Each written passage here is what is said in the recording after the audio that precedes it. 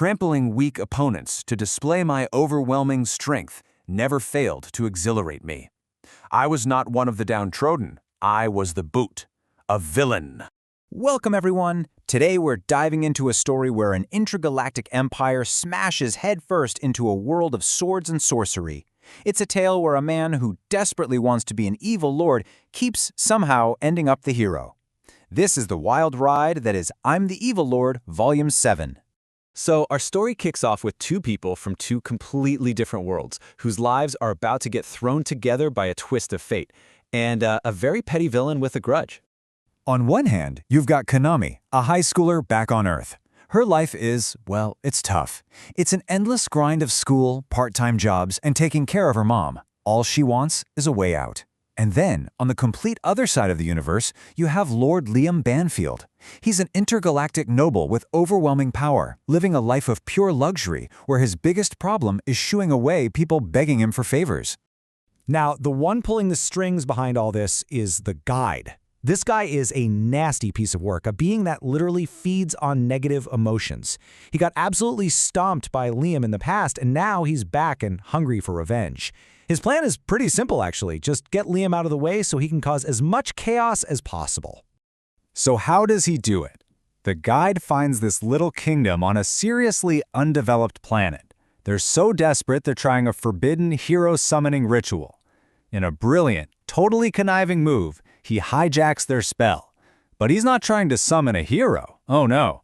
He's trying to banish his #1 enemy, Liam, to this middle-of-nowhere world. And that move right there kicks off the next part of our story, where everything just explodes. We've got conflict erupting on two fronts, in this new fantasy world and all the way back in the intergalactic empire Liam just left behind. So the ritual kinda works. In fact, two people show up. First, there's Konami. She finds herself free from her old life and is immediately ready to be the hero this kingdom needs. And then, there's Liam. He pops in right next to her, takes one look around at the medieval castle, and is just completely, totally unimpressed. Meanwhile, back on his home turf, the fact that he's gone creates a power vacuum almost instantly. The guide makes sure of it, leaking the news that Lord Banfield has vanished. And the result? Absolute chaos. And who steps right into that chaos? Of course, it's Liam's own half-brother Isaac, along with a bunch of treacherous officials who've been just waiting for a chance like this.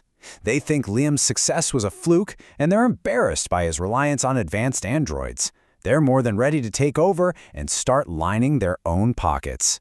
But while his domain is in turmoil, Liam has really just gotten tired of waiting around in this fantasy world. He figures it's about time to show these people what true, overwhelming power actually looks like. So the situation is looking pretty grim. The Demon Lord's army of beast folk is at the gates of the capital. The kingdom's soldiers are shaking in their boots.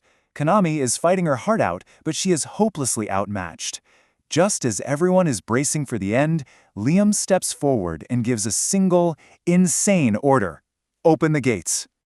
The beast folk army just pours in, thinking it's either a trap or a total surrender. Liam stands there, all by himself, facing down this entire horde. And then he calls for his ride. Then it came from the heavens. Crashing through the clouds, bathed in sunlight, is Avid, Liam's personal, state-of-the-art mobile knight.